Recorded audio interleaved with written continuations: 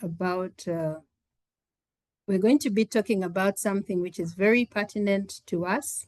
And just before I tell us what it is, I'll introduce our speaker today. We have Mr. David Kabiswa. He's a leadership and management consultant, and he's been in several senior management positions. He's served on a number of boards locally and internationally. His facilitation skills have tested the turn of time on this globe. So lecturing, training, part of the things that he does. And why is he doing that? He wants to fulfill his personal mission to help people achieve their full potential. He's very passionate, and I'll mention about 3 key things he's passionate about: personal development, strategic planning, and he's also passionate about writing, and that is a very good blend of skills. So that's the kind of who's coming to work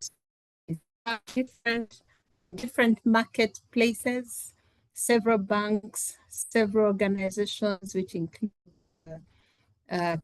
Health Access Initiative, DFCU Bank, the New Vision, over 21 companies, Rotary schools, among others. So one of the things that he is very ardent about is he's an ardent reader. He has love for books. He's an inspiration speaker. I'll tell you a bit about his philosophy. Always leave a tool or a model behind. So even as he comes to speak to us, just be looking out for that tool or model. And I think you know what a tool does. It kind of gets things working for you. So don't leave today without a tool or a model that works for you. And you're going to allow me invite Mr. David Kabiswa over to you to speak to us. And maybe something I'll tell us while he's speaking, if you get a prompt, you know, when someone is speaking, it's like music in your ears. When you're listening to music and you feel like singing along, just let me know. Type in the chat, get to my inbox, raise your hand. We're going to have a conversation. And so if the music sounds good and you want to add to the harmony, just let me know and I'll give you a go. Over to you, Mr. David Kabiswa. We are privileged to have you speak to us today. Thank you very much, Elizabeth, for the welcome, for the introduction to the people. I'm impressed that the coverage is as wide as it is. I had Rwanda, I had Rwanda in Angola, and people speaking Portuguese, some people in Rwanda, maybe speaking French as well. Bonsoir. And I think the one of Portuguese, I didn't read it, but I know obrigado might probably mean thank you.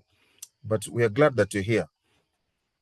So, ladies and gentlemen, I have been asked to talk about this subject of finding your way, okay? Finding your why.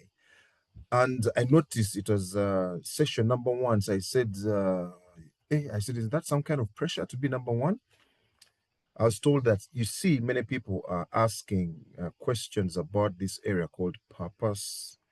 And so I thought I could come and actually share a few stories along the way, but also my personal journey, hoping that it will be of use. So this is how I'd want it to go.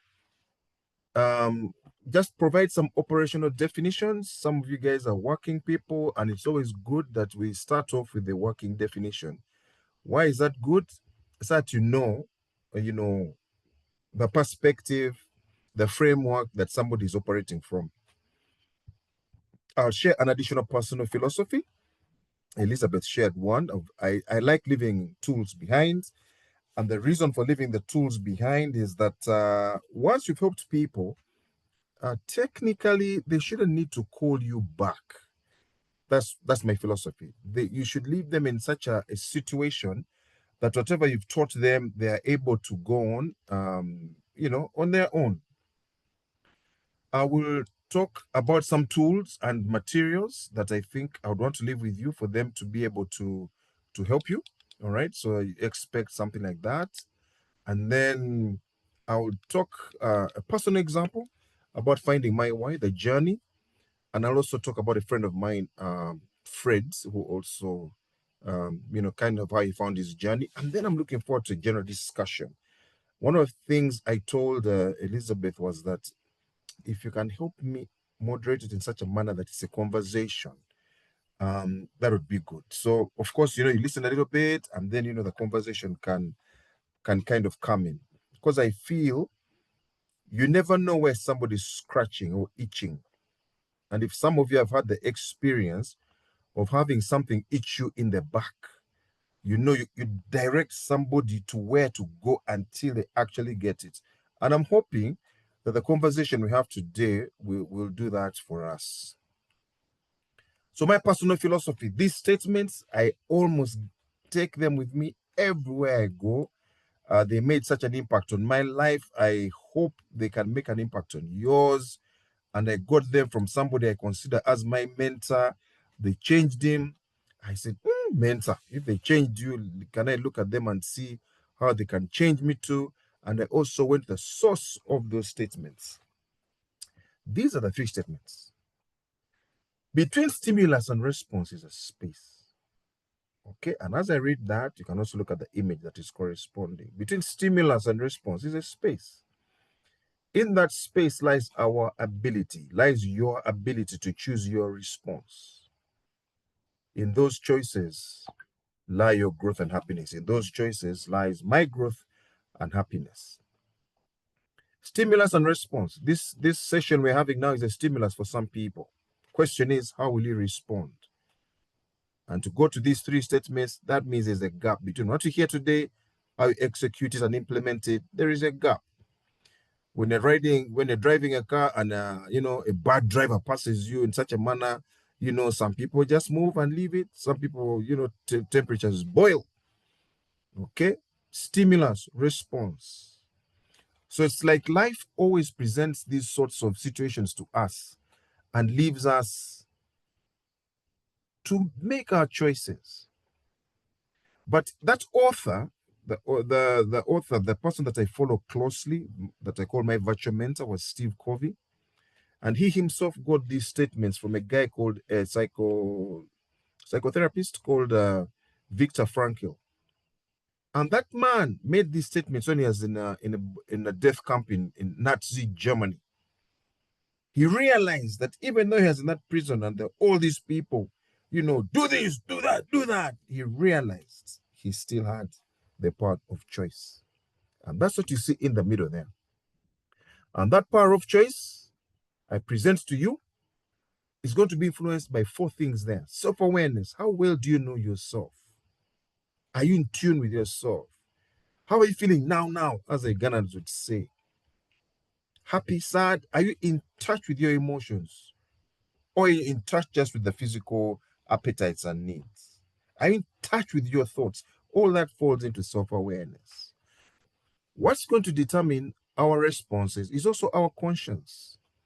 And our conscience is the thing that determines what's right, what's wrong. Okay, what determines what's right, what's wrong? The compass that we have. What's going to influence how you choose is your sense of imagination.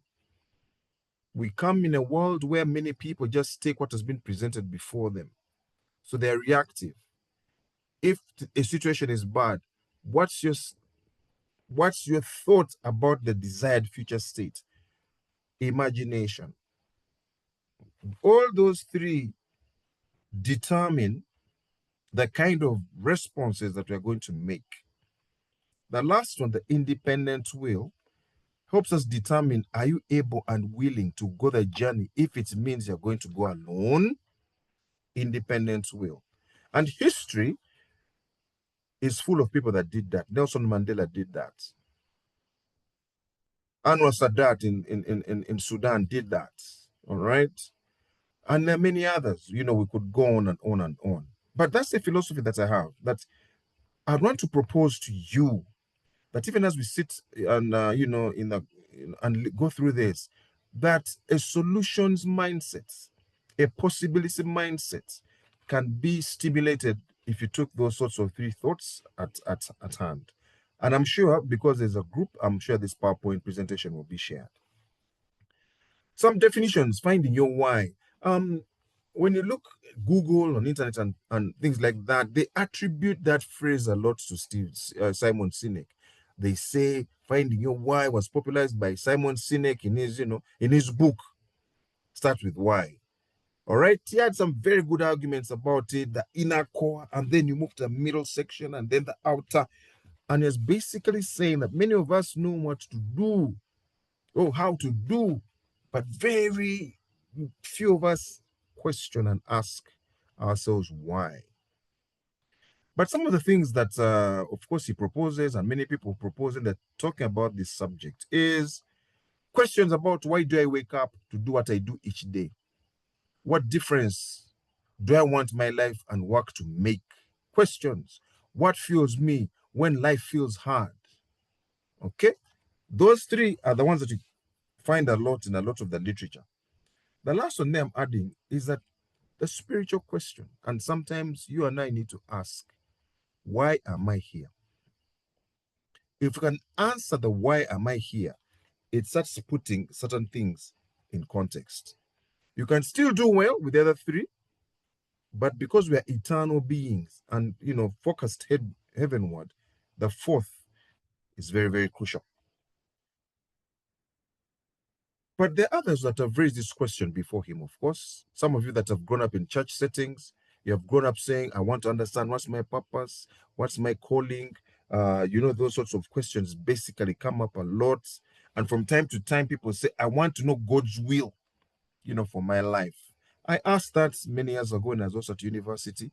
And then at a certain stage, I started asking myself, but if God created, all right, and in his creation, he left the seed for continuity in that uh, in that um, in that creation, is it not possible that I'm asking the wrong question? Should it rather not be that I need to start looking until I find myself? Okay, but we'll talk. The statement there says, when you know your why, you gain direction, resilience, and fulfillment. There's a phrase which has just popped into my mind, if it's not popped out again, but there's the whole reason that when an idea's time has come, all right, there's nothing as urgent. This is how it goes. There's nothing as urgent as an idea whose time has come. So when you find your purpose, when you the ideas, times have come, they give a certain energy that can, propel us to very many things.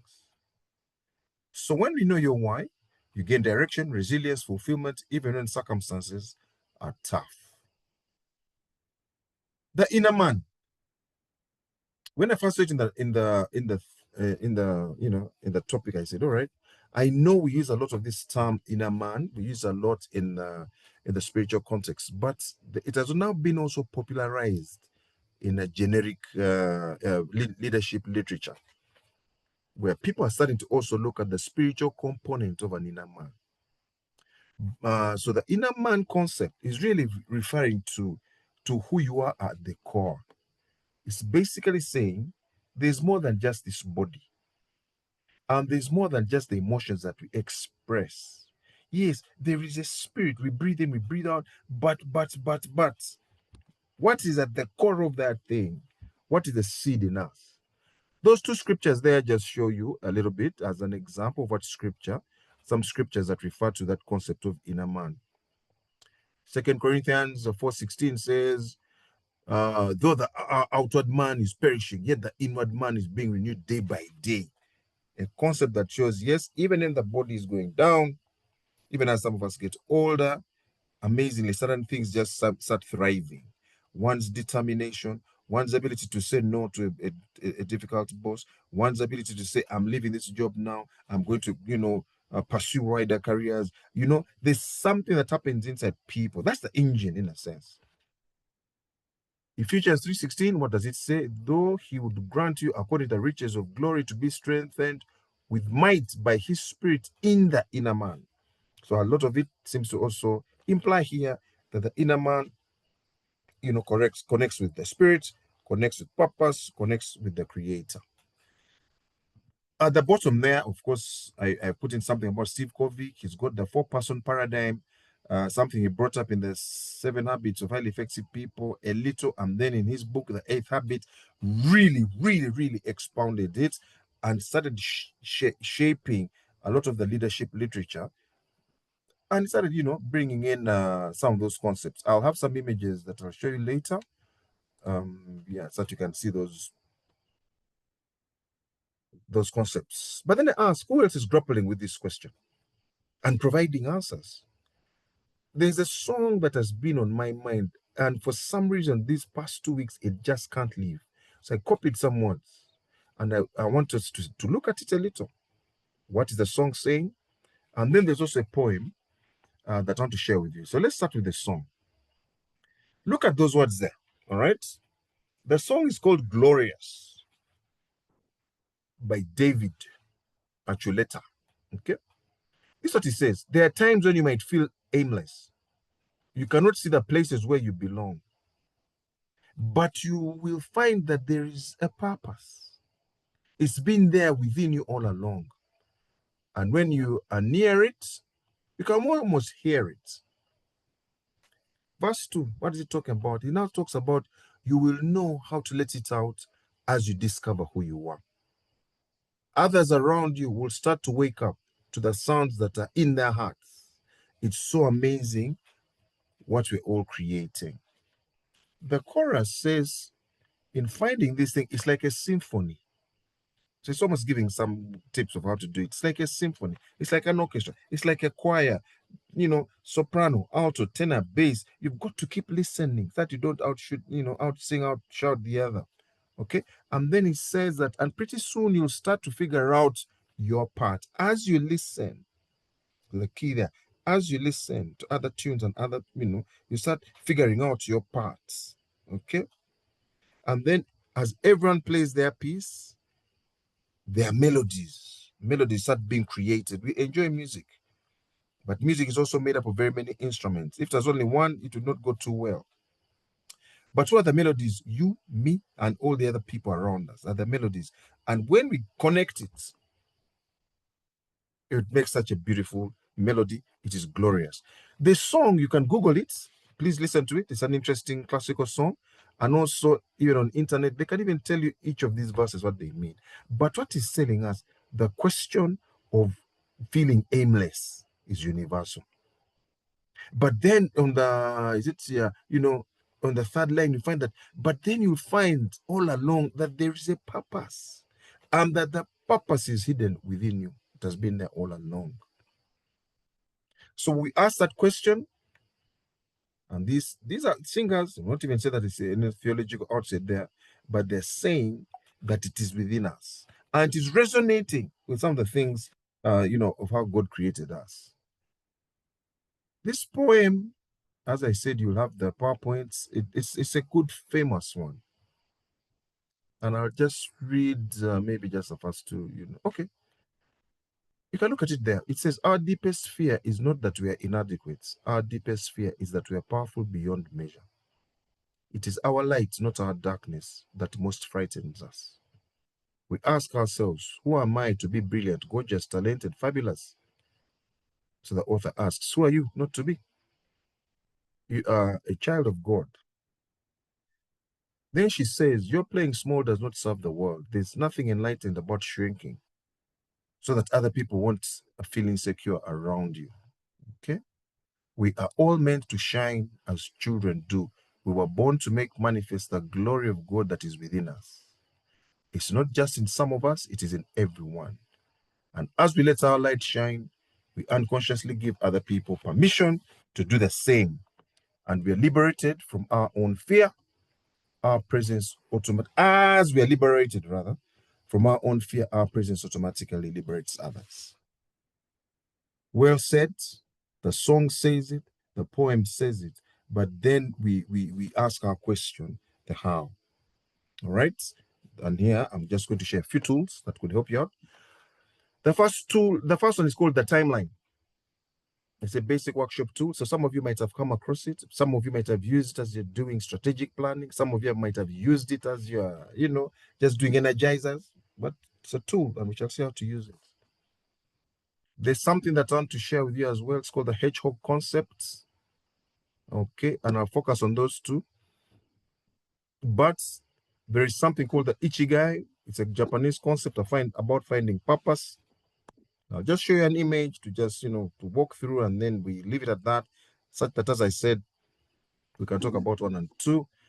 And then the fourth one there is the whole person paradigm that I've talked about, and that is body, soul, body, mind, emotions, and spirit. It gives 4 as opposed to the 3 that we normally use in church. And then the last one there is just a book called Mastery, and I'll just make a little bit of a comment there. So the ones that I'm not going to talk much about, I'll just show you what they are. Ichigai, there we go. And maybe I hope this magnifying thing can help us a little bit to make it a little larger. Yes, there it is. It's a Japanese concept meaning a reason for being. Raison d'être for the French, or some of you did literature. Raison d'être, reason for being. And for them, there are 4 things that interlock. The yellow circle there, what you love.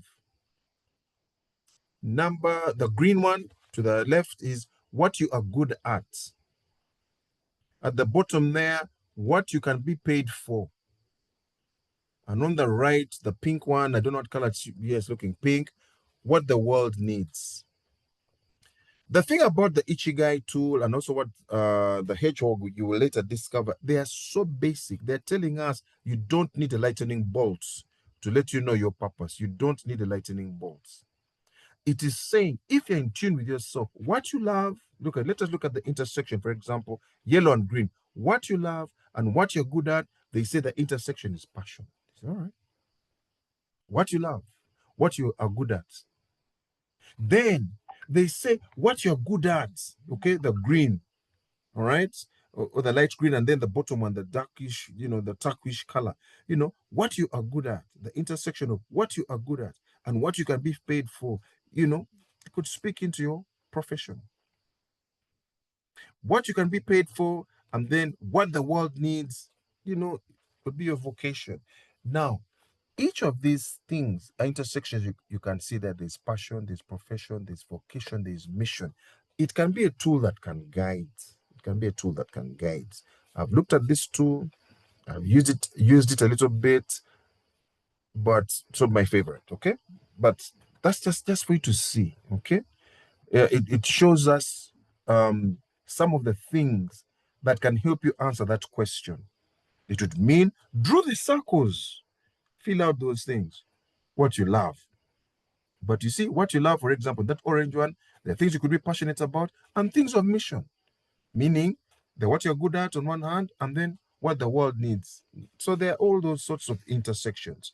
You need to read the book, and you can always get some summaries online to give it a wider concept. This one here is also, I'm not going to talk too much about it. It is that one of Steve Covey. All right. Initially, he drew them like the 4 circles you see there of Ichigai. But as the leadership concepts, kept on growing, he put the spirit in the middle. And that's why he said that's when people started getting bolder about putting spirituality directly in leadership material, not just looking at spiritual material, but in leadership material. Body, we look after ourselves. That's the physical intelligence. All right, I'll go down. But this body, there is mind, there is heart. And instead of putting it as a 4th circle like we saw earlier, he now put it in the middle, saying that everything is controlled by the spirits. Now, this concept also has that each of those things, body, mind, heart, and spirit, has needs. Body, we need to live. Mind, we need to learn. Heart, we need to love and be loved. All right? Spirit, those are the needs there. We need to leave a legacy. Sometimes when people are asking this question of purpose, it's really that last point of spirit which is eating at them, leaving a legacy. As Monroe would say, we are here on this earth to more than just to eat food and pay bills. No. We need to. So it's usually pointing to that spiritual component down there at the bottom of the table. It's asking us, there must be more. There must be more to life than this. Okay? The languages that they speak there, the third column there says spirit, physical intelligence. All right? Exercise, rest, nutrition, physical intelligence. The body, even as you're listening to me now, the body is busy working. The white blood cells are in your body checking and screening everything that is there. So that you're in good health. The heart is beating. It is taking up, and none of us has consciously told the body what to do. Physical intelligence. The mind, mental intelligence. Yes, very often we've known and heard about IQ, IQ, IQ, IQ. No. There's more. So that's how it speaks. That's the intelligence, right? And then the issue is, how do you feed that? The other night I told you, physical intelligence, exercise, rest, nutrition. Mental intelligence, teaching what you learn, develops the mental intelligence. Reading, all right? And I know many of us, after we've left academic context, we celebrate. Some people tear books. They say, no more, because many have looked at reading as a chore, as a challenge. I remember seeing some photos from some riots in South Africa. How people had gone and looted, and there are some photos moving around. And tell you what, there was one shop which was intact, not touched. Bookshop. I said, oh my gosh. Is it everywhere? There's even a phrase which goes and says, if you want to hide anything from an African, put it in writing, put it in a book. All right? So question, how much are you reading? Because sometimes the more you read, the more it will also stimulate you. Think this, think that. How do I improve my marriage? This, the other. How do I mentor boys? The mind needs to be given food all the time. The heart, the language it speaks is emotional intelligence, to love and be loved, to love and be loved. I think many people maybe know that language, so I'll not say too much about that one. And then the spiritual one is spiritual intelligence. How tuned are you? In case you had a quarter limit with the maker, what is the situation? Okay, those ones there, as I said, I'm not going to talk too much, but it is just to let you know and maybe to whet your appetite. This one here is a big thick book. I have it somewhere here. I'll just look up at the library there. Great book. Great book. And if you give it to people to read, it helps them actually find out very simple stories about how people found themselves. Charles Darwin. All right, we look at him as the author of all these things of classification of original species and all those sorts of things. If you knew his story, very dull guy. And then as you read the story, you start finding out that certain things in his life, he was destined to actually be a reverend. Okay, because reverends in that day and age, that was one of the most permanent jobs you'd be sure of, but he was a sickly child when he was a little young, but he was always in the field collecting this. It so happened that was the day when explorers used to go all over the world, and an opportunity came up and said, we'd want somebody we can go with, who can class, whatever, find out what we're finding, find things in the new lands that we're going to find, and just bring some things back to Britain, write a few things. That's how Darwin got his job. And his father told him, if you fail where you're going and you're losing this opportunity of becoming a reverend, I'll have nothing to do with you. There's that. You can read stories of Mozart. How Mozart, it was even his sister was a better pianist. As he was a lot younger. But then as he played, it became very good. And then their father, started let me make a connection of these children. So you see the influence of the father. I see an opportunity. The two people used to play, because Mozart was initially playing violin, went on to piano, did what. Then they started going churches, because the churches were the big blocks those days. They were the power brokers. Play for this person, play for this person, play for the bishop, But Mozart was a very troubled guy, because later, when with all that fame, he started asking himself, is this really why? Those ones I've given you, I told you I'm not going to talk much about that. I want to give you some other tools.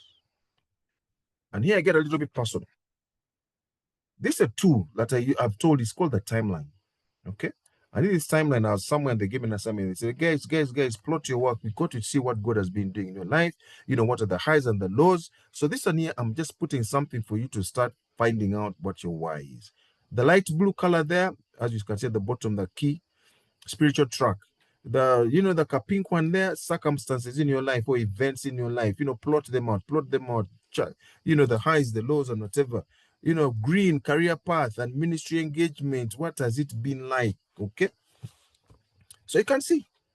And then at the fourth one there is significant individuals, mentors, and coaches. So I plotted out my year from 1980 to, I did that 2024 year. I shouldn't have put 1980. Now you guys know, I had somebody quoting that in the previous century, and I said, how dare somebody use that? But yeah.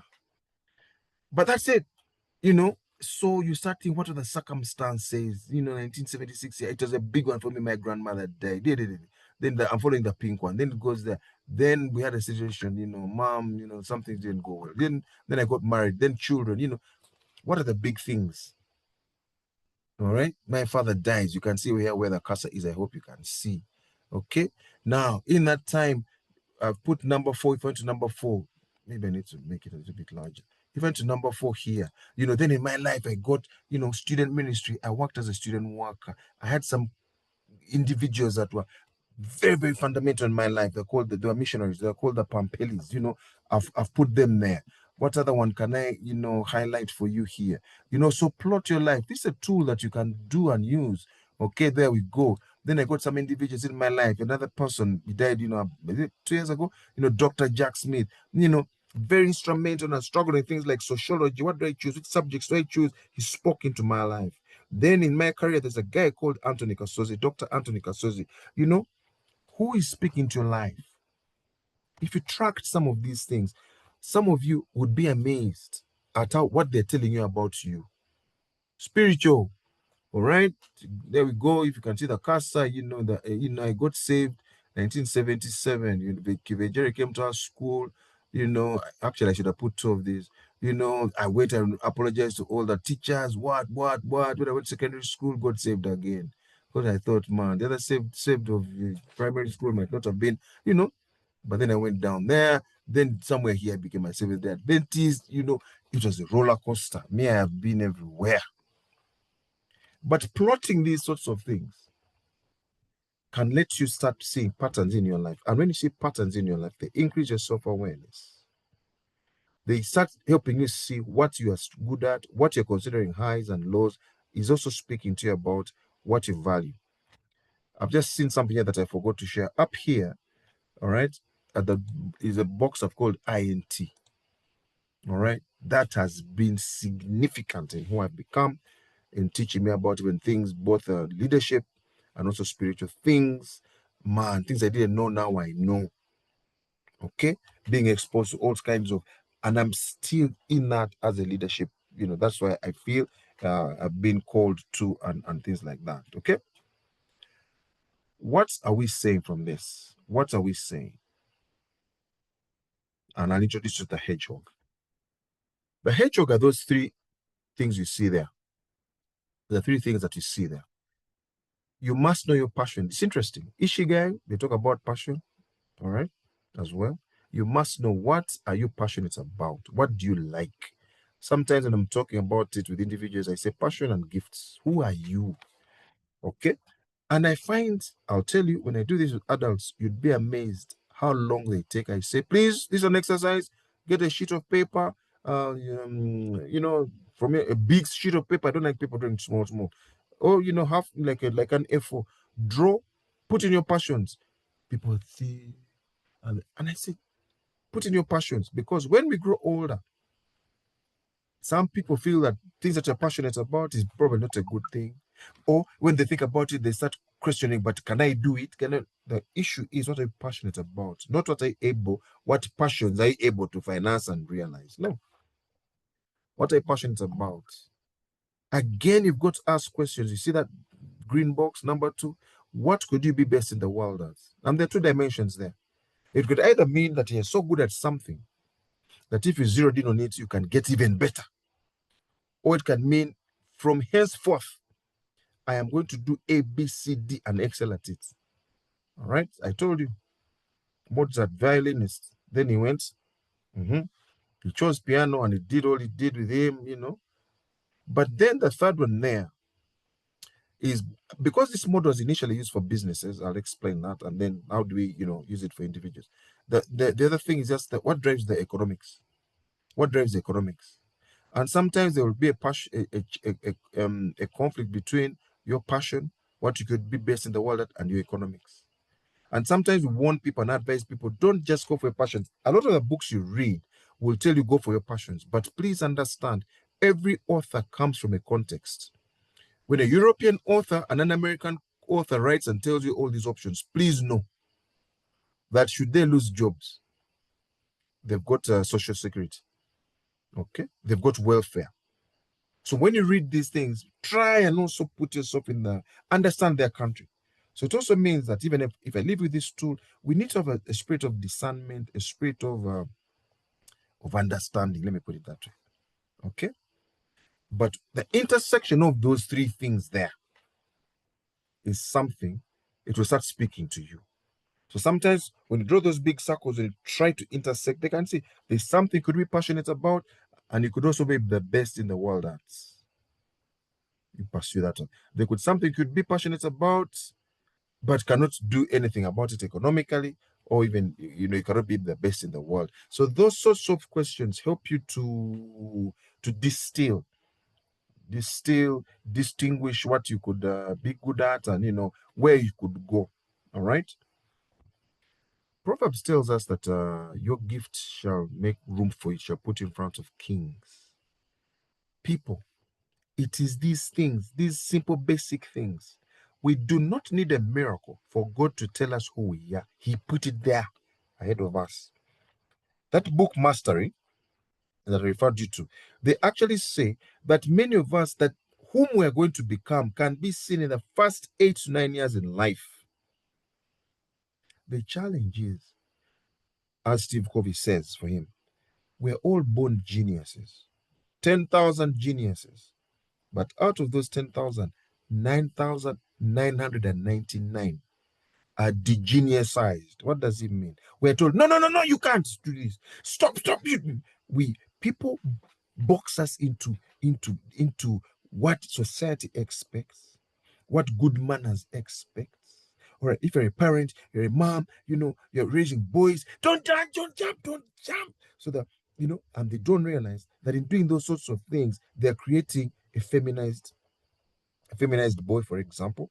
And when he gets into an older age, he might not, he's not in touch with his masculinity. Okay. What about some of you who are very good and people say, no, you talk too much. Can't you give other people an opportunity? Maybe your gifting is in the area of talking and stuff like that. All right. So that tool is there. And I've just got to here Nehemiah. I wanted to how do you apply this? I'll just share this a little bit about Nehemiah. Okay, we all know Nehemiah, or okay, if you don't, Nehemiah was one of those people long ago. All right. What was he passionate about? When we get to know about him, the condition of the wall of Jerusalem was broken down. What was he passionate about? Critical thinking. What was he passionate about? Spiritual well-being, holiness, prayer, fasting, problem solving. What was he passionate about? The lives of the remnant, that they might have some kind of dignity. When you read the book, he's also passionate about adherence to the laws of God. You read times when he beat people for trying to, for intermarriage. Some people even pulled out their hair. What was he passionate about? He kept saying, we went into exile because of things like not honoring the Sabbath. For goodness sake, close those gates. And people kept coming, and he was passionate about that. When we look at it in terms of application, what could he be best at? Mobilization of resources. He did that. Mobilizing and also envisioning the remnant that he found there. Let's build, let's do this, let's do that. He was passionate about leadership. He was also skillful.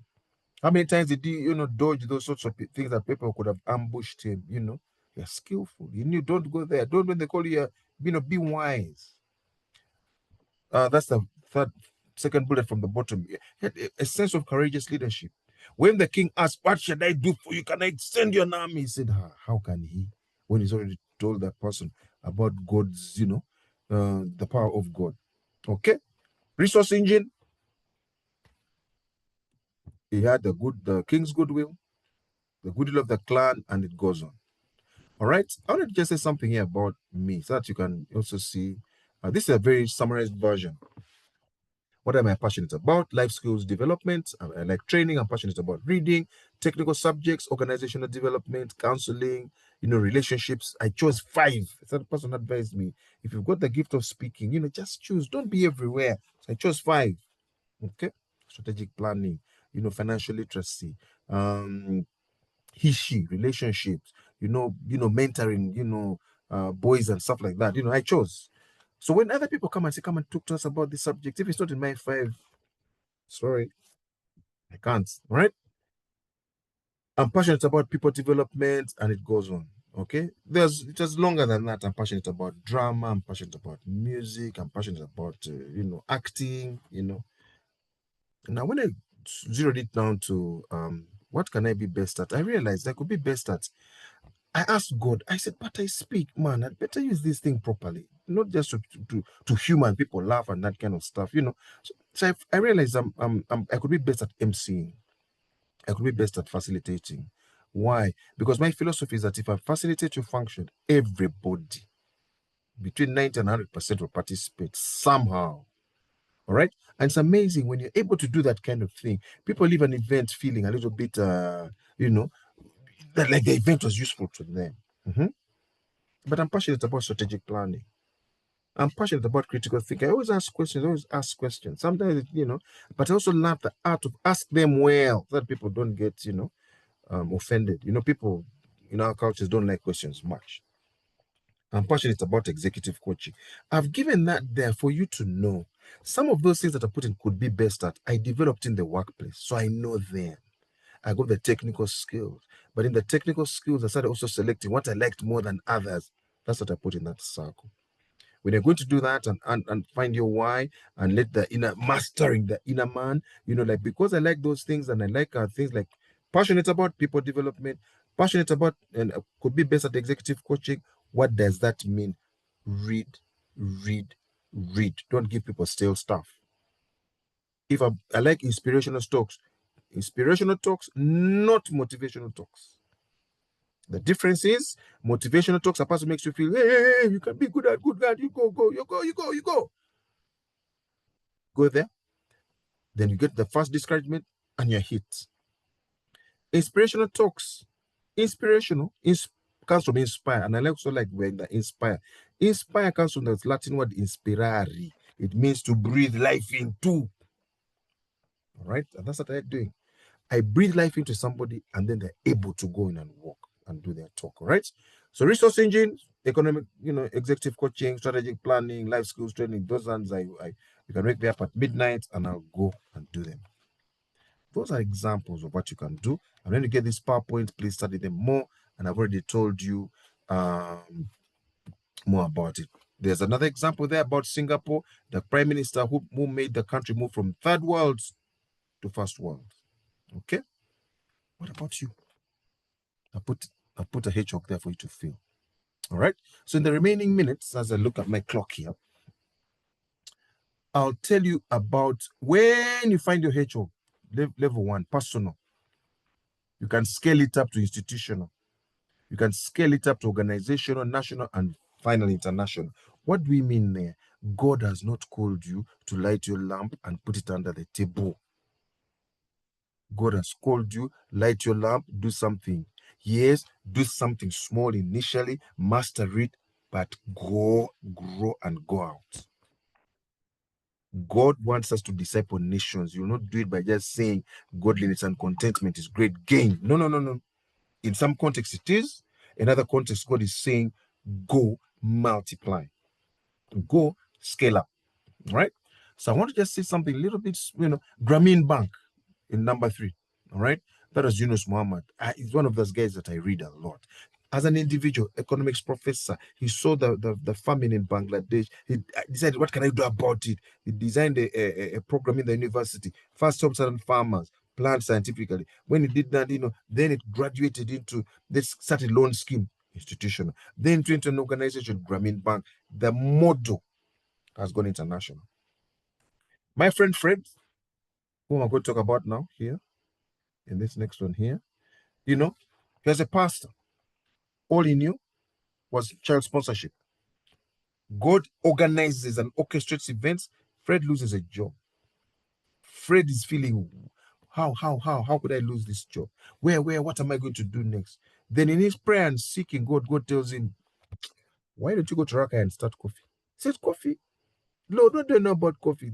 God says, go back to your home area, start coffee. And this is the model you're going to use. You're a pastor, comparative advantage. You're going to work with pastors, and you're going to train pastors into coffee. They must grow coffee, become models of coffee, and then it stretches out to its congregation, right? Fred, the community should not see you in the earlier bits, because the moment they see you, they'll bypass the pastors. So Fred starts coffee. Fred learns coffee, does coffee. The community starts changing. One time, an RDC and NC5, they say, "Who is this? Who's outshining us? Does he have political intentions?" Of course, he didn't have. The community started, wealth creation. What could he be best at? In his passion, coffee was not there. In his best at, coffee was not there until God laid to him a burden on his heart. Now, going back to that song, remember it said, we're all a symphony. You'll discover that the purpose has been inside you all along. But when you start listening, you will know how to start playing your beat. Okay? That's the story of Fred. I want to now just conclude in a few minutes, all right? When you've done all this, put it in a mission statement. The mission statement will help you clarify your hedgehog. It will help you know that I stick into those particular things. It will guide you, and it will unleash you. Some tips of how you do that. There are 3 questions there. What you do, for who you do it, and what are the anticipated results. Many of you have answered these questions when you're in the workplace. Apply them to a personal level. When I did mine, this is what I came up with. My mission as David is to identify, call out, and nurture potential in individuals so that they live out their God-given purpose and potential so as to influence their spheres, society, and nation to God's glory. When I meet you, when I interact with you, I'm looking out, my eyes are scanning. What positive thing can I reveal to this person? That's number one. I'm identifying. I identify situations, I identify gifts, I identify callings, I identify uniqueness. My next assignment, I call out. Don't say a good thing and then just keep quiet and go and talk behind their back. That guy is great at this thing. No, I call out. Why do I call out? Because too many people have not had positive things said to them. Even they're excellent at work, they can even get 90 in the job appraisal. Then people say, yeah, but areas of improvement. For goodness sake. The guy is 90. But our nature is to call out the negative, right? So once I do that, and then some people I nurture their potential. We keep talking, and the mentoring space that we're doing here is doing that for us. Okay? So it's 8 o'clock. So I'll leave the rest of the slides with you. I just want to see if I can just jump to the last one. Did it allow me here?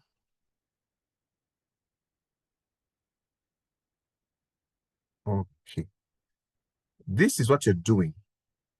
And this is basically what some advice that we are getting from online and stuff like that, and many of the books that we've read. This is just basic practical advice about what you can do to achieve your thing. But there's reflect deeply, connect your work to a bigger purpose, develop a growth plan, balance purpose and practical life. And I don't leave it at that and hoping, and this one here, I'm repeating it, I just flash it there as we close.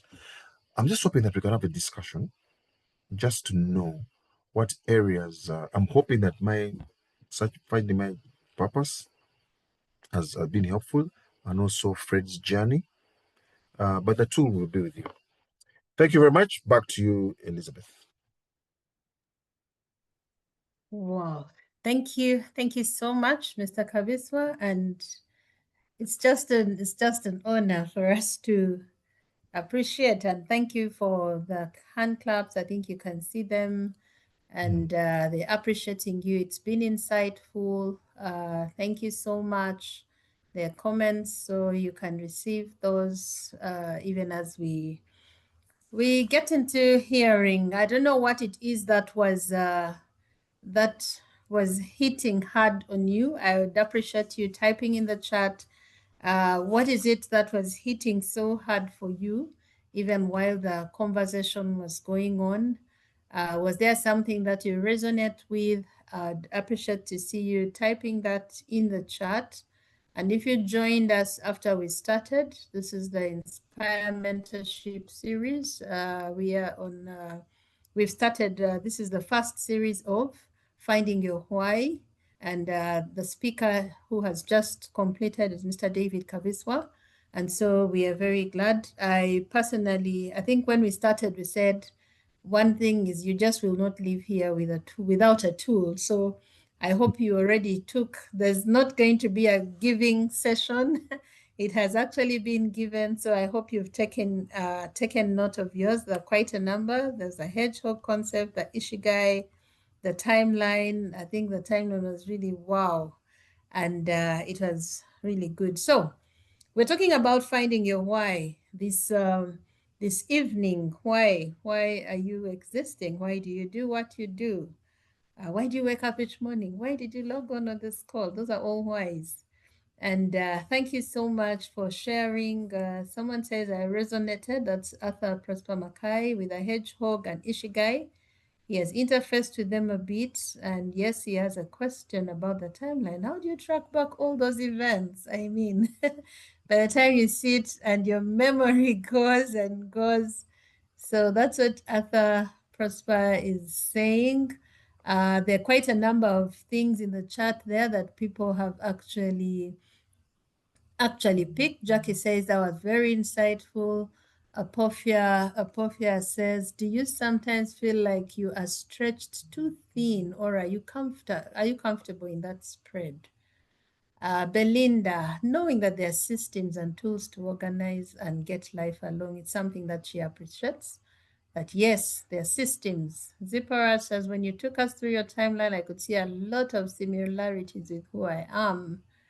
Great. And thank you from Faith Nakalima. She says the Ishigai model, she's taken that one. Yes, Joshua says he's been blown off with how he meticulously drafted his life timeline track and his intentionality of strategically planning and being self-aware of himself. And Doreen Minanuche says, thank you. Redefined passion for me. So those are very good lessons. Thank you for sharing the time graph. I'm also going to do it right away. Jackie would appreciate that when we come back for the November session, I'm sure we're going to have a number of you sharing with us your timelines. I'll be looking forward to that because I see it has wowed many of us away, and it's something that that has hit hard. And so I think Mr. Kabiswa, if you could show a bit of a comment about the timeline. It seems it is hitting us quite hard. And they're asking literally, how do you do that? What is your process like of reliving those events? Maybe even when you're thinking back, does it really affect you in any way? How do you kind of keep your cool to keep on doing those mappings and getting to that point? Maybe you could start at that point. Let me start at that point. Is it sharing yet or not yet sharing? The timeline, I'll just want to maybe share it a little bit, see if it can allow me. It is something, as I said, I was doing some study somewhere, and they basically, encouraged, can you do a timeline? And what basically happens in life, we are going through things, but we just never give them that much attention. All right.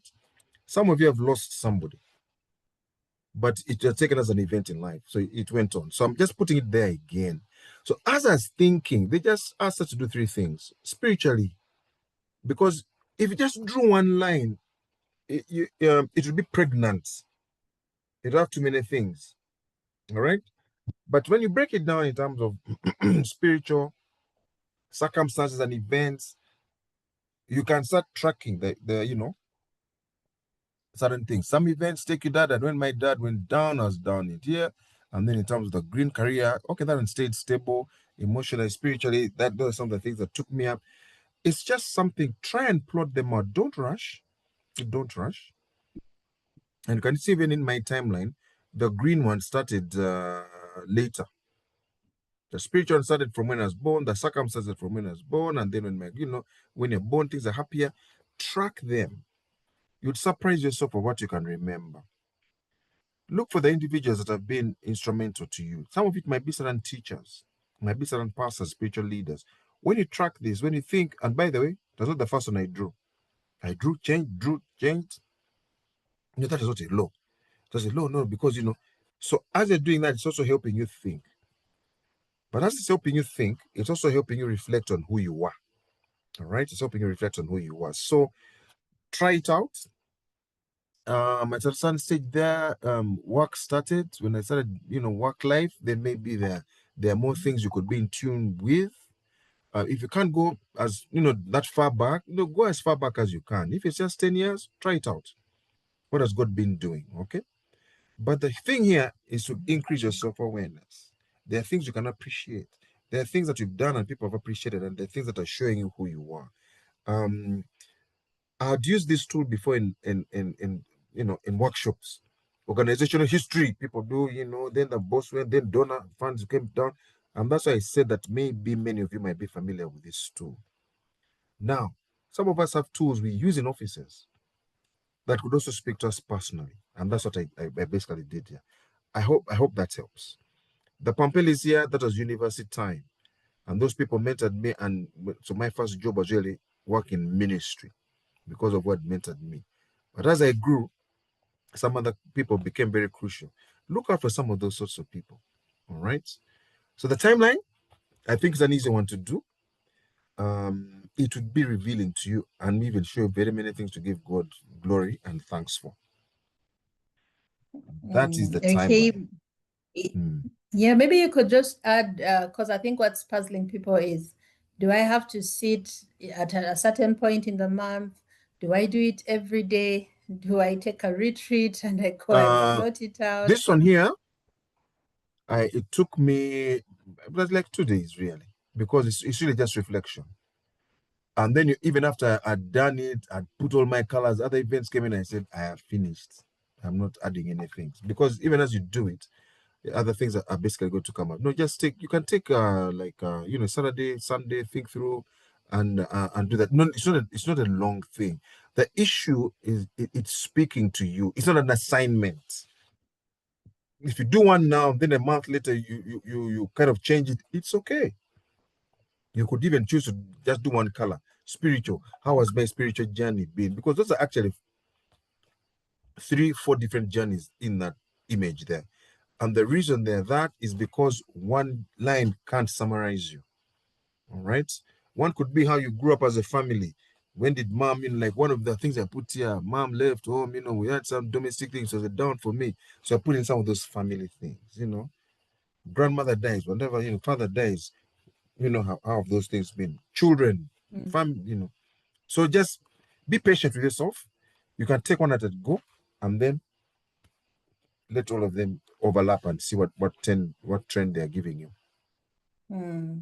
Thank you. And I think something that I noticed is there are times when the line curves down, and maybe those could be times when those are really down moments, and goes right. Yeah.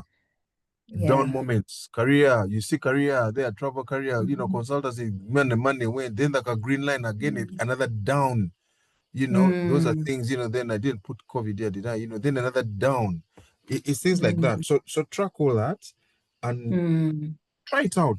It would be interesting actually if this could be followed up to see what people are learning about themselves, because you can't be a good mentor and a mentee if you don't know yourself. So that's why I thought, actually I felt inspired to bring this on. I first said that, but this I just, and then, I felt my spirit something said, no, give them a story, a journey, because that one was also you are discovering, you are revealing you to you. That's why I put it there, yeah. Okay, thank you. Yeah. That's very helpful.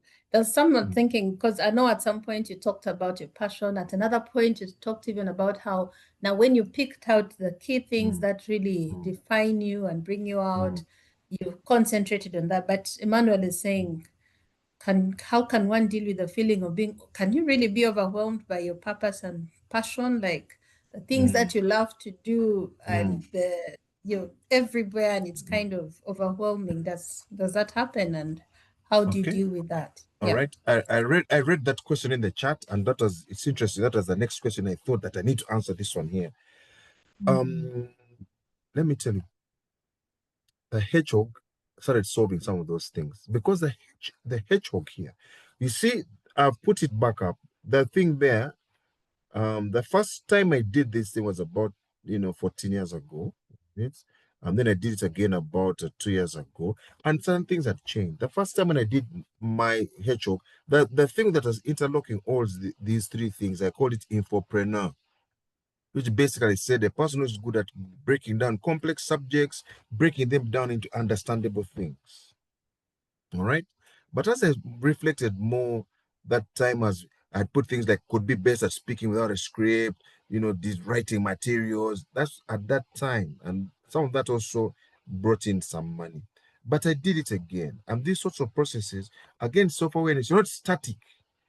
You've got a photo of what you want in S4, you've got a photo when you're on P7, and if you put those photos together, they're different. But if we were to take a video clip of you, would see you having breakfast, going to work, it would tell us a more complete story. So these sorts of things are just moments or snapshots of what you think. All right. So now I realize that my core thing is an enhancer now. Some people call it encourager. Yeah, I've got a long story in encourager. One time when I asked somebody about my spiritual gifts, they called me encourager. I got depressed. I said, no, no, no, no, surely. Of those five principles, teacher, pastor, I couldn't. I said, till later in life, I realized that people encourage others. They're not many. So I said, okay, okay. I took it. Now, the question of whether I get overwhelmed, I like to answer it by saying no. And I'll tell you why. When I read this book, Seven Habits of Highly Effective People, 2 years ago, I read it again. Habit number 2 changed me. Habit number 2 says begin with the end in mind.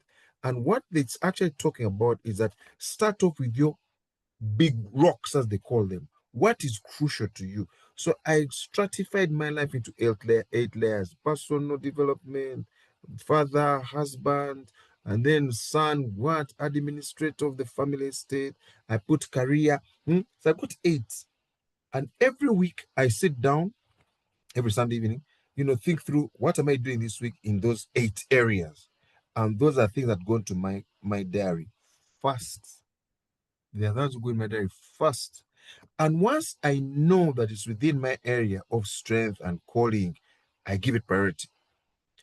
Now, even yesterday I was in a group training, I asked them that question. When people are always complaining, the boss is giving me, the boss, I'm overworked, I'm overworked. I asked them, guys, if it's your priority area, is it a question of being overworked or is it a question of capacity? All right. There's a book I read. I'm interacting with an author. Was it a book called A Place for You or something like that? I keep forgetting that. But when I asked this question, the person referred me to the parable of the 10 mina, Luke chapter 19, verses 11 to 27. One they gave, for those as they each gave 1 mina. The passage of Matthew 25. In financial literacy, I like the passage of Luke chapter 19. But there's some similarities there. Each was given according to his ability. 1 talent, 2 talents, 5 talents. And I started realizing that it's an issue of horsepower. Sometimes when we're complaining about work expense, work loads and stuff like that, it is horsepower. And maybe sometimes that we need to go to God in prayer and say, how do I increase my horsepower? So do I struggle? No, there are people I help, let me say, like the Harvest Institute. The guy gives me a manuscript. A day later, I give them the manuscript and comments. And then, I've grown my capacity. I've grown my capacity. So people say, can you review this book? Yes, I'll review the book, look at the thing, look at the author, understand. It's a passion. but I've grown my capacity. So, so sometimes I keep asking myself a question: is that thing of being overwhelmed a capacity issue? I'm tending to think that it is. And why do I think so? Because most of us would actually want to work in a place where things are predictable, things are coming at the space that I like. If you're hashing me, hurry, ah man, you're stressing me. No, it's capacity. Yeah, people, that's how I look at it. So do I get busy? I get very, very busy. But if it is my 8 things there, all right, I handle. Like I tell people that people don't see me much. You're busy. I had to get. And I tell them, when you get me, you get 150%. All right? Because even in these books of self-management, they tell you there are things that are going to be urgent, but not necessarily important.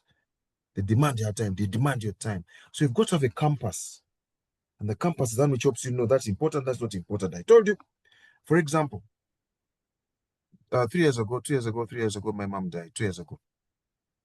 But, like 5 years to that date, 4 years to that date, I was visiting her every Thursday. So I also need to mentor, I'm not going to take leave. I can't take leave, annual leave, and then every Thursday I'm with my mom. Priority.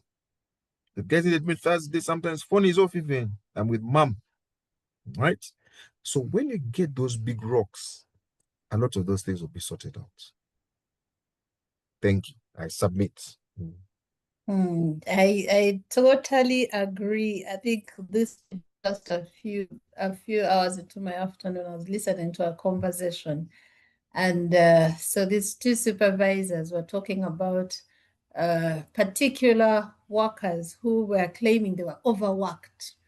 And the capacity that they were showing was actually, it was even under what they really were supposed to do. And so the debate between the two people said, no, if this particular group of people, similar qualifications and similar, can produce 4 times that amount. So what are they talking about? And It's so you've horsepower. brought it out Horsepower. very well. Yes. Before you ever Yeah. complain, horsepower. Mm-hmm. Just one comment. I put the PowerPoint thing in the Zoom, so I hope people can Okay. download it. It's in the Okay. chats. Yeah, just information. Okay. So please go ahead and do that. So I think that's really some of the keywords when you're talking about capacity. It has competence, it has readiness, talent, skill, efficiency. And then I reflected on that conversation and it makes a lot of sense. Thank you so much. We still need to hear. Joshua Kisubika has just taken something out of my mind while I was looking at your timeline and has thought about young people and relationships. So Joshua is saying, what about girls at the university on your timeline? Did they attack you? So I think he's He's curious. talking for real, as they say. Just so. Girls at the university. It's getting out of. Okay, how did it to get out into? Okay. Every timeline has its season and the context within which you're living. Sometimes I just thought about it even as we were discussing that the issue of the timeline is to reveal you to you. It's not necessarily because it's basically historical. And some people are going to have longer timelines than others, but it depends on what you're looking for. If you're trying to look for how God does whatever, you might want to look at it from when you got saved. But some of the people under mentorship, many of them, if you did a timeline of 10 years, 15 years, relationships comes in, or maybe even if you did 5 years, relationships comes in. Now, at a certain stage, let me take you back to the big rocks. Big rocks, one of them is, for me, it is husband, father, that is family, and then nuclear, and then there's brother, son, whatever. So I also put in the extended. So for some of you people, relationships are going to have to be a big rock. All right. And what that is basically saying, you will invest in the relationships. Yes, you're a young man. You will invest in understanding how to communicate to the ladies, not just giving CV. I deposited my CV. I'm waiting for a response. No, you're going to learn a little bit more. And you're going to learn a little bit more, so how to relate genuinely. Not these things of I can do this kneeling on a bended knee and what. No, to love for real. And I think as well, if I had that thing at that stage, I would put reading, and especially for guys, because I know we get into relationships and we assume we know the opposite sex, or we assume that the purpose of a relationship is to feel good, excite somebody, feel hot, feel the butterflies, and then we say, we're ready. And now we go for marriage, we're ready. Does she cook? What's her favorite food? If they gave you my uni, whatever, yams and whatever, what about, do they like your family? There's so many questions that people don't ask. So I would encourage in your timeline, but no, that one would be in terms of begin with the end in mind. At this stage, invest in being a good person, invest in understanding the opposite sex, the opposite gender. When I do marital counseling, one of the things, talks and stuff like that, I tell them, until you understand the opposite gender, you will not effectively understand your partner. Sometimes you're going to evaluate them according to your own gender, but this is where they talk a lot. Men don't talk. No, she's woman, she's not man. Then that's good to say, but how can you be so clueless? He's male, not female. But when you understand these sorts of things, so that for the person that has put in the relationships, invest in being a good person. And as they say, deep calls for deep.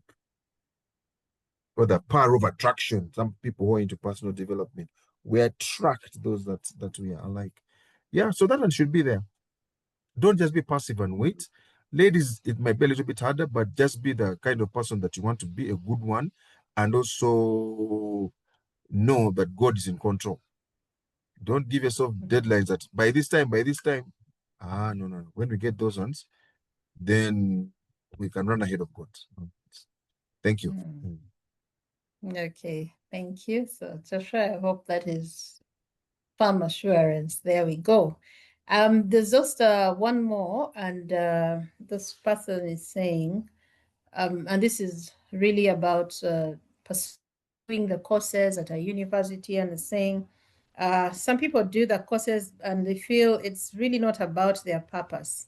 It's just because they were given. So their purpose is not intertwined in the course that they're doing. So how does one maneuver with such a kind of puzzle? Yeah. Nice question. You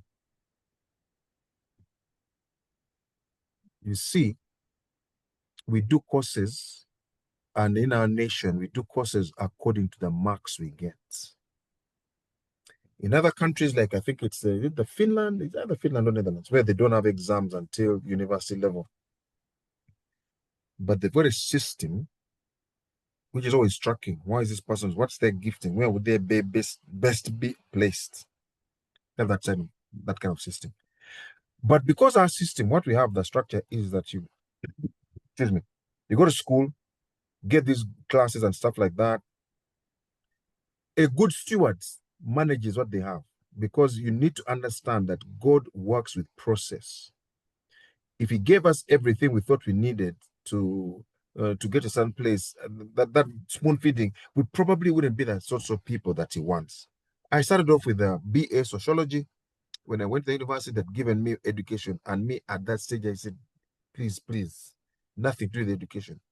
When I saw in my form that they'd crossed out education and given me social sciences, I celebrated, because I thought, man, these guys, I see them, they are poor, they are what? In nowadays, that's what it was.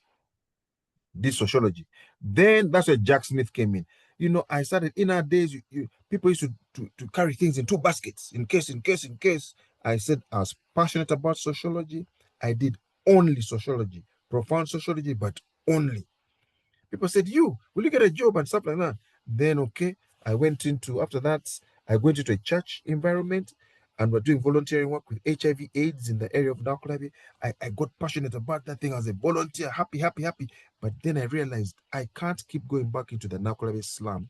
The person who helped yesterday, you're asking, where are they? They died. I said, they died. I did this one. They went to the village. I said, man, it has affected my heart. But I still not as passionate about HIV AIDS. So I met a man who was a little bit connected. I said, I would be interested in doing things in HIV AIDS, but it's prevention. Okay, time came. I did a master's degree in demography. Because I majored only in sociology, there's a paper called demography. Then when at Macquarie, it has now, so I moved from social sciences, now it went into statistics. All right?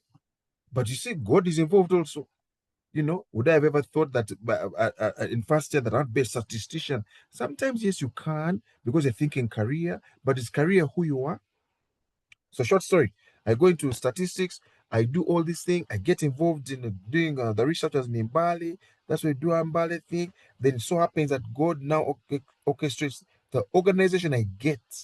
Once we open up an office in Bali, I said, oh, okay. Strange. So I went to Bali, lived in Bali 2 years. So the career is never a straight line. But when we are younger, we want it to be a straight line. I want to go where I am aiming. They encourage us to aim. But you see, career, some people say it's best looked at in reverse.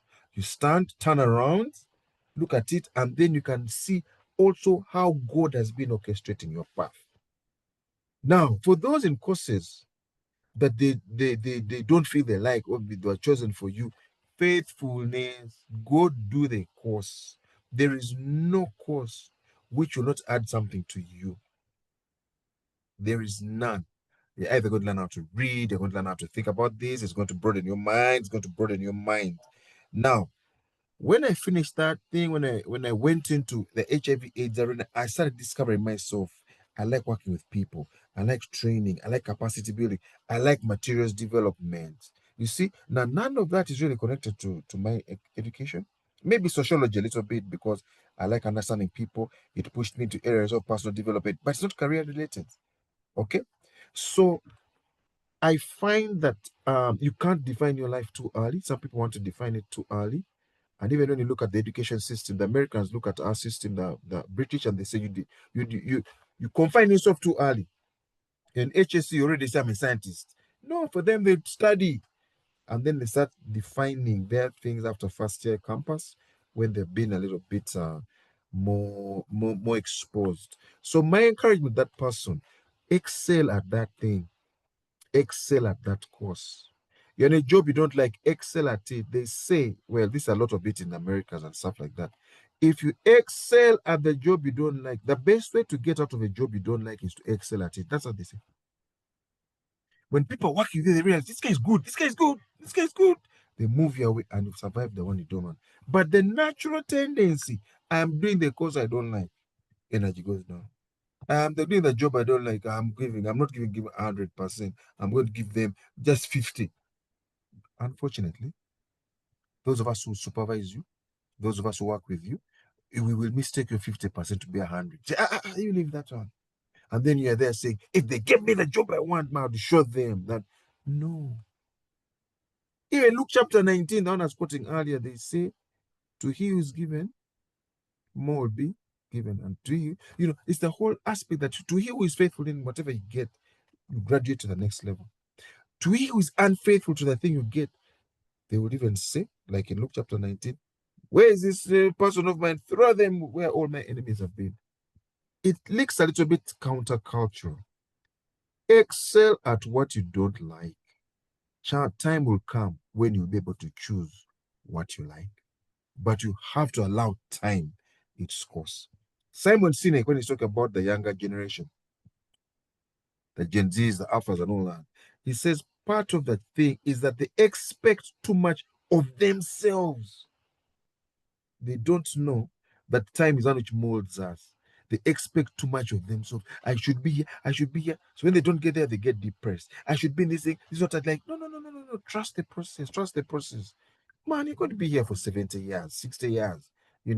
All as economists say, ceteris paribus, all other factors being, we're giving you 70. You at 30, you want to have sorted it out.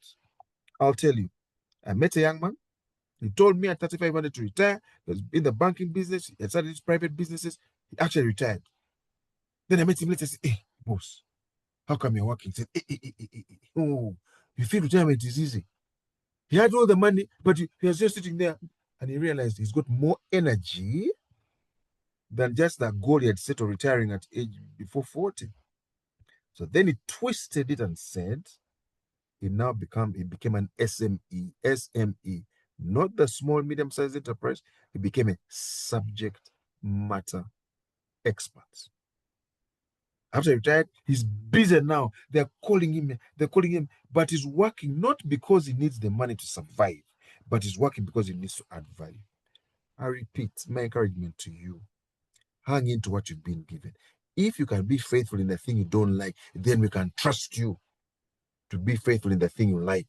But some of us, we feel, give me what I like and then I'll show you. No. We test you in the waters you don't like, not in the areas that you like. I hope I didn't talk tough, but it's just to let you know. Sometimes I also talk to other people, no. Style up. You've got 20 years of defining these things. Don't get a flat tire now, right? But be faithful. You'll never know how God is going to orchestrate. Thank you. Even what I'm doing now, it's not connected to career, not connected to school, but it's because of the experience and the various things I picked up along the way. That's my wish for you. That's my prayer for you. And I know that that's God's journey in you, that in the things that you're going through, they're molding and making somebody good. Thank you. Wow, thank you so much, Mr. Kabiswa. That was tough. It was tough, but it's going to go down slowly and gently. For the Father Spirit, sorry. No, I mean that's something that we need. At some point, we need a nudge in the right direction. So I think you've done it, and I just was listening in and thinking, if someone said this to me when I was younger, I think it would have made a lot more sense. So the young people out here, please take it to heart, reflect, and make use of it. I know our time is fast spent. Mr. Kabiswa, I think maybe it might be helpful if you shared that presentation with Benjamin. It seems he didn't get to the chat. Didn't get the Maybe he chat. could. Okay, here. Yeah. All right. Okay, let me send it to Benjamin because I see it here. All right. Yeah. All right. I was So about to send it Benjamin, if you again. could get it, then post it in the chat. But Yep. there's also a link to the WhatsApp chat for the mentorship, Inspire Mentorship group. So you could join in there because usually all this is sent.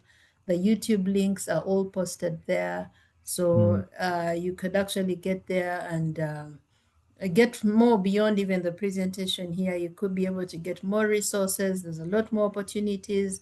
Some of them are not necessarily, there'll be several other opportunities. So please check the chat, get onto the group you'll be able to access, or Benjamin can actually be able to share with you.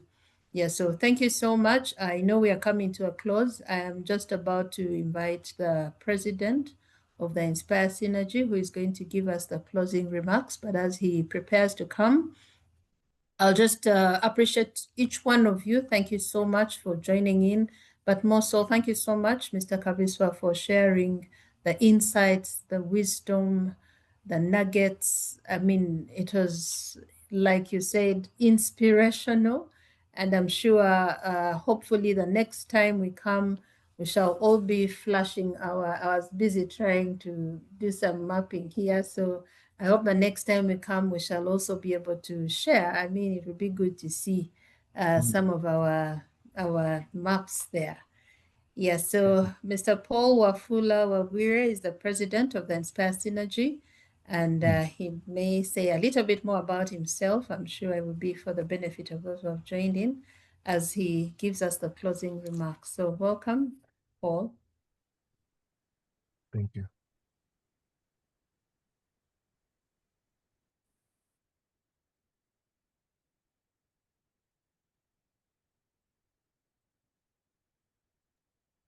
Okay, I think you're muted.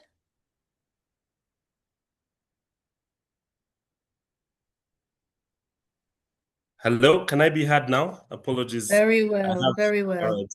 Yeah. Good evening, good morning, good afternoon, depending on where you're joining us from. Mr. Kabiswa, you've messed me up.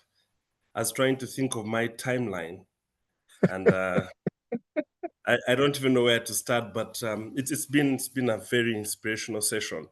I came on thinking, what is there to learn?